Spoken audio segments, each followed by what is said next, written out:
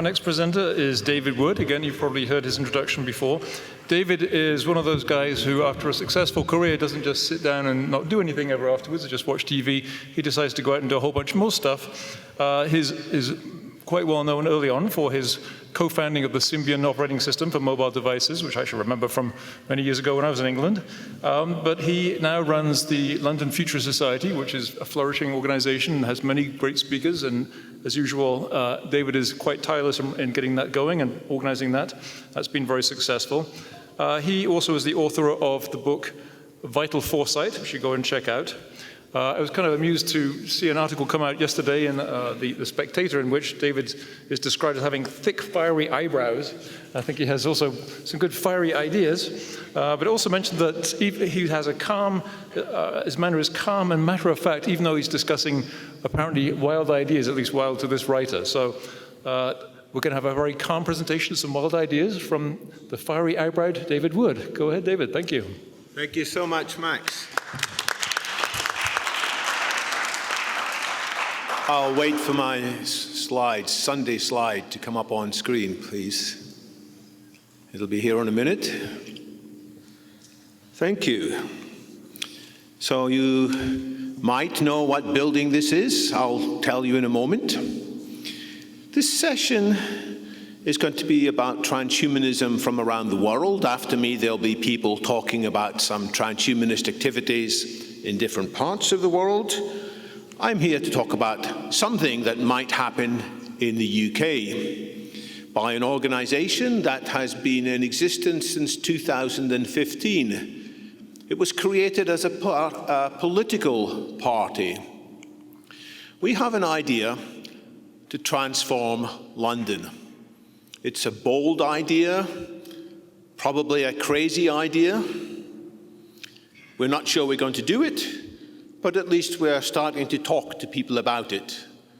And once we transform London, we hope it will inspire other people to get on and transform other parts of the world in the same way. And it's tied up with the mayor elections, the elections for the mayor of London, which will take place soon. And this building is the building where the London city governance takes place, and the mayor uses that building.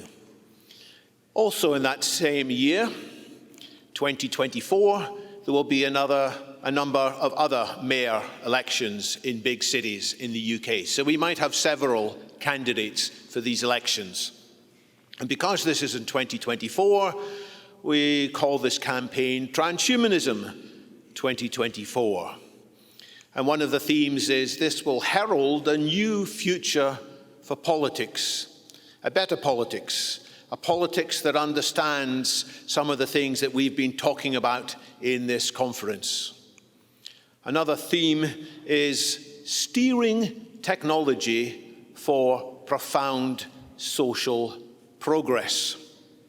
Now, I will need some marketing people to come along and throw that slogan away and find something that sounds nicer but means basically the same thing. But here's what we have in mind. Again, it's themes that are familiar from this conference. Technology is about to change everything, often for the good, sometimes potentially for the bad. And we mean the technologies of the fourth industrial revolution, nanotech, biotech, infotech, and cognotech, and more. And so cities, which have been quite stable in many ways throughout the centuries, although they have changed, of course, with traffic and with electricity, they might change even more quickly in the few decades ahead. We need to get ahead of technology and steer it so that the impact on cities, and indeed on the rest of the world, is positive, rather than being an accident, which we regret, because we didn't think hard enough about it in advance. If we do it right, it could be truly profound social progress as a result. What can get in the way? Politicians can get in the way. Most politicians are distracted from paying attention to the kinds of issues we want them to think about. Maybe that's good if they're not interfering, but often they are interfering without realizing it. Their regulations, their systems are not helpful, and also they are directing public money in a way that's very different from how we would wish them to direct public money.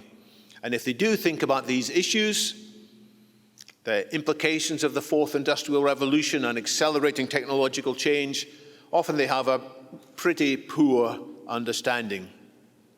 And it's not surprising, most of these politicians are focusing on present-day issues, which are important, but they're missing out on some near-future ones, which are even more important. And if they're not preparing, they're preparing to fail. If they're not anticipating these things properly, in fact, it's setting up for big problems. So the idea of this campaign is to put into the public domain a much more vigorous discussion of these technological opportunities and risks. And the way to do it is for one party to enter the election and talk about these issues exclusively, not to be sidetracked into the conventional political debates, important though they are. And if we do that, other parties will be led at least to respond and hopefully to copy some of our ideas. Why mayoral elections? It's because in the UK, they're using a different voting system. For the last few times there's been these mayoral elections, they've used a supplementary vote system in which voters can say, here's the one I really want, but in case he's not successful, here's my second choice. Vote for one, vote for two. And this means that voters will be more confident about putting their first preference for who they'd really like, rather than fearing the vote will be wasted. And let's just look at a possible scenario. Imagine there's a few parties, different candidates in an election, and here's the voter's opinion. There's the nasty party. And the nasty party, surprisingly, is quite popular, and you as a voter are really worried that they're going to win this election. Then there's the transhumanist UK, and you love the transhumanist policies. You think they're great. That's who you'd really like to vote for. And there's a not too bad party that you quite like. They're not your favorite, but they're quite popular and they could win. And we won't talk about all the other parties. Now, under the usual voting system in the UK, it's the same in America, it's called first past the post. You might think about voting for your favorite, then you'll think, that will mean there's a bigger danger of the nasty party coming into power. I won't vote for who I want. I'll give my vote instead to my second or third choice, because at least they've got a chance of beating the nasty party. And nobody will find out the true strength of support for where electors really would like. And that's why the powerful often remain in power with this voting system, first past the post. But if there's a supplementary vote system, you vote first for who you want, and then you vote second for the one you will give you a vote to in case it needs to be transferred. Then why is this campaign called Transhumanism 2024? We've been talking about this campaign in various groups in the UK, and usually one of the first questions is, don't call it transhumanism, please. That's a strange word. It'll put off the ordinary voter. But I say no, this is a good word. It's time to defend this word. It's an accurate description of the possibilities enabled by new technology. Humans transcending ages-old limitations. Limitations in our physical body, limitations in our thinking, which can be improved by the superintelligence of AI, limitations in our emotions and psychology, which Anders was talking about a bit, how there's methods that could improve them, neurotech, sometimes also called cognotech, that's the C in NBIC, and limitations in our social relationships. We quite like deceiving each other. We quite like exercising power over each other. And that can also, in principle, be addressed by technology. So it's time, I say, to promote the T word, transhumanism, and just to make sure that people understand it properly, that it's a philosophy not for the elite just, but for everyone. And we should emphasize the transhumanist values. Openness. This is not closed-mindedness. It's not a cult, as Steve Bannon, the former advisor to President Trump, said in his podcast a couple of days ago, when he apparently said, there's a bunch of cult members meeting in Madrid to discuss transhumanism. Interesting. We are not like that. We want to emphasize our openness, our diversity, and our support for true liberty, true creativity, truly being alive, and that we must exert agency. We must steer technology, we must steer society so that it is truly for the best. Now that's a general outline, but we will need particular policies. We can't just talk in vague generalities. So we have in Transhumanist 24 come up with, so far, 15 policy ideas, which I will show you briefly. There won't be time to discuss them, although we might discuss them afterwards. They come in 3 groups. The first is about anticipating and steering AI and automation as it increases. The next set are about anticipating and steering biotech, green tech, and neurotech. And the third set are about what matters most. So briefly, here are some provisional slogans, though I'm sure they will be changed by people who are better at marketing than the ones that are already working on this. From everyone online to everyone empowered. Getting online has been fantastic. It used to be viewed as a weird thing, but now every political party says it's everybody's human right to be online. But you know what? Many people are online and they are confused, they're frightened, they're intimidated, they're manipulated. We must ensure that the search agents, the software that's working on the citizens' computers are on their side, empowering them. There's been a lot of talk about smart cities. We should have cameras everywhere collecting data. And that's useful because it tells people where the roads need to be repaired. It tells people where there is pollution that needs to be addressed. It tells people where there are traffic jams that need to be evened out. It tells people about crime, terrorism. But many people are frightened of the cameras. And we must ensure that they feel they can trust the city. They can trust this surveillance because it's operated not by some bureaucrats, not by some mega corporations, not just by power-hungry politicians, but in a sense, it's operated on behalf of all citizens and monitored and evaluated. Automation and AI is going to change work. Many people are afraid that there will be people put out of work.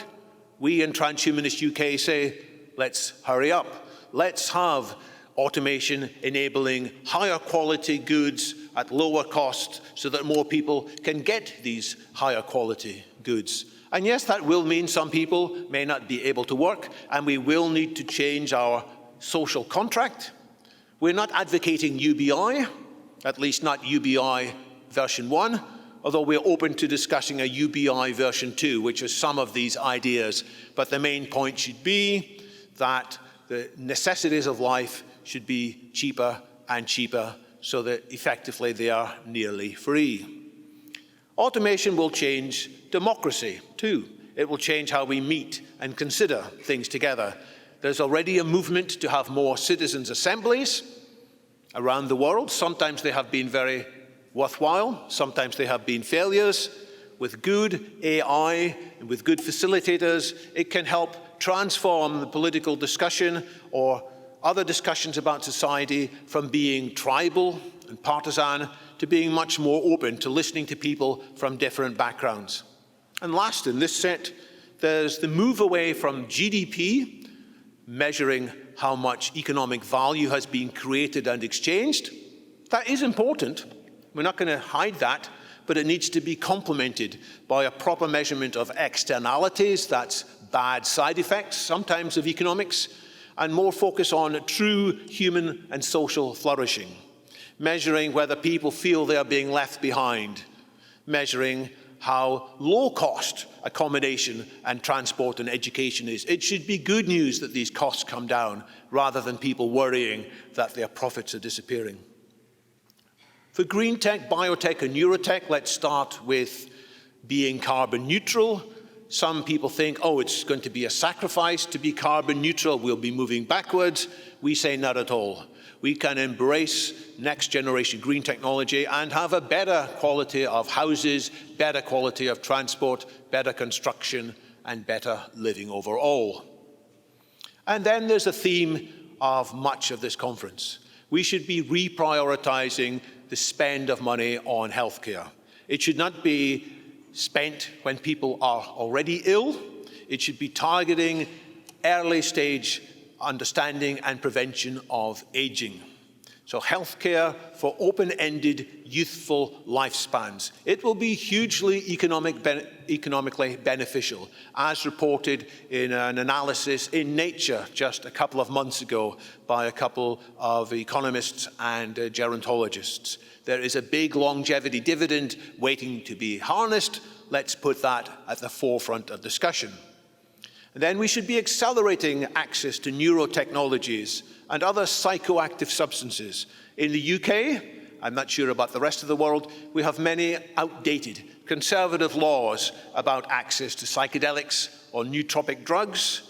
Now, we're not saying anything goes. All of these substances need to be looked at carefully. All these things need to be handled carefully, just like motor cars need to be handled carefully, but we can do it in a way that can enhance very significantly people's creativity and help prevent the pandemic of depression, which is killing huge amounts of people, sadly. So let's accelerate that access.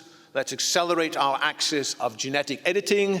Let's accelerate meat from non-sentient sources, as a couple of the previous speakers have said.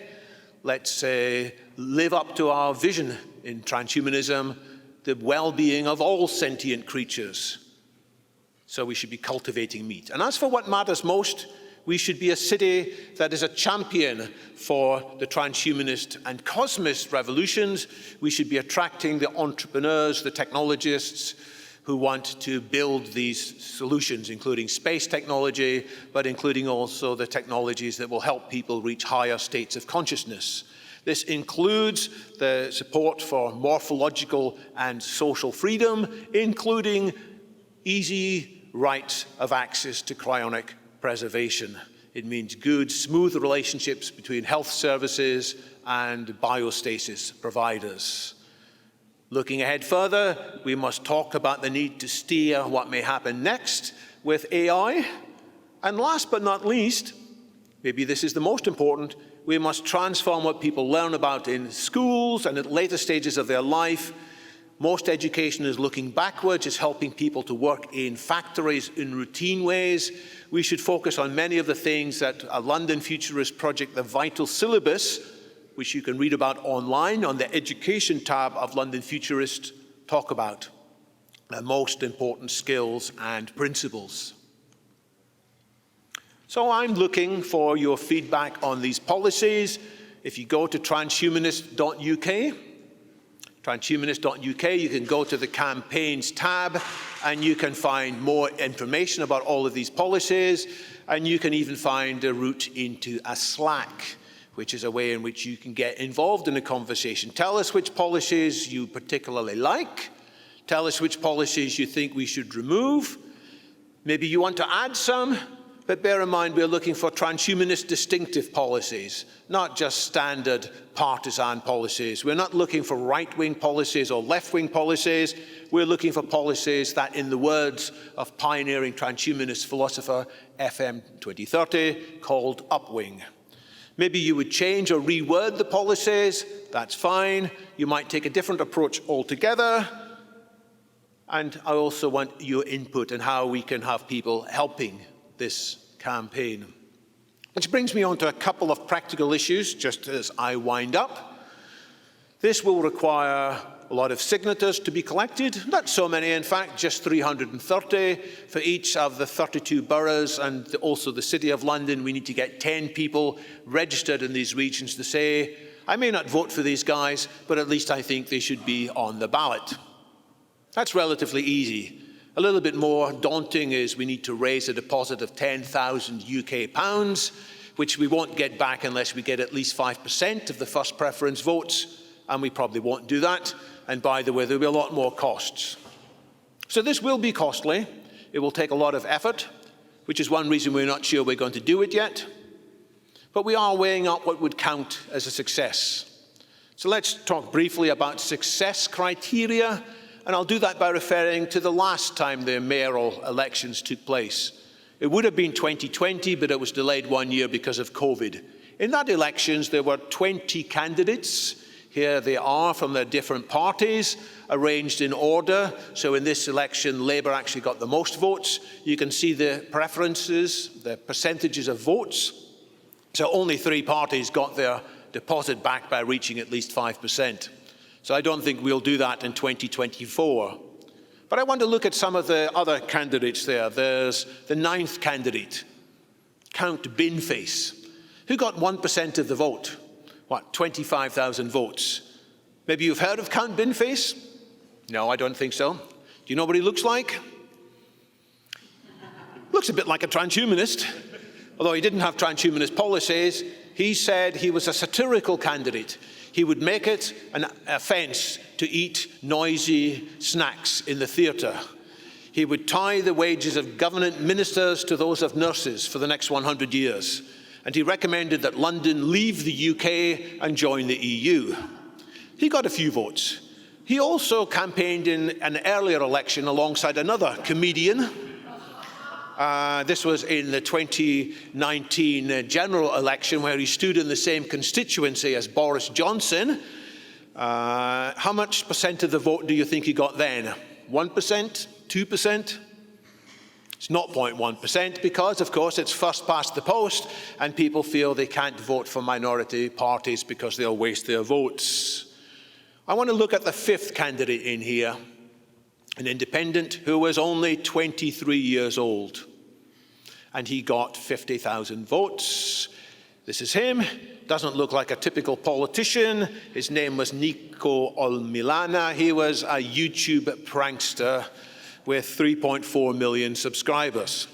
And this shows something that what we transhumanists UK can do. I'm not saying we should wear a bin on our heads. We might dress like astronauts, that's an idea. I'm not saying we should have these crazy videos, but we should look for success in our campaign with good media coverage, being invited back on mainstream media because we have interesting things to say. I want to have increased public understanding of transhumanism. People will say, I'm not a transhumanist, but I understand what they're trying to do. We want other parties to start adopting our ideas and not just saying they're going to adopt them, but saying it and meaning it. So other parties will be saying their own version of steering technology for profound social progress. And we want to inspire other transhumanist campaigns worldwide. And we want to do enough in 2024 so that it's a springboard to deeper change in 2028. So that in 2028, we might hold Transvision in this building. And it might be chaired by the Mayor of London, who might be a member of Transhumanist UK, and he or she might be inviting guests, including the Mayor of Madrid, José Cordeiro, and the Mayor of a great...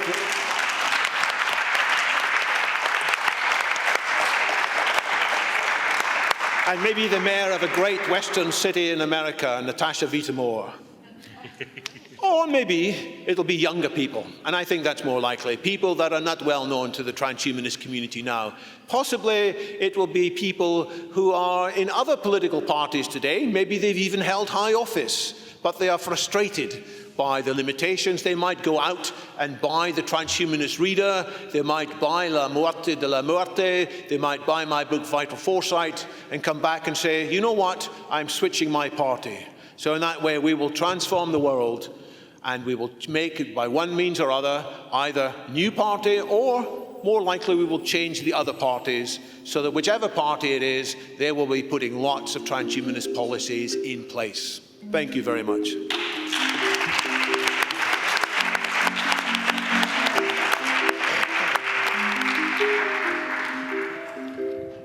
Thank you, David.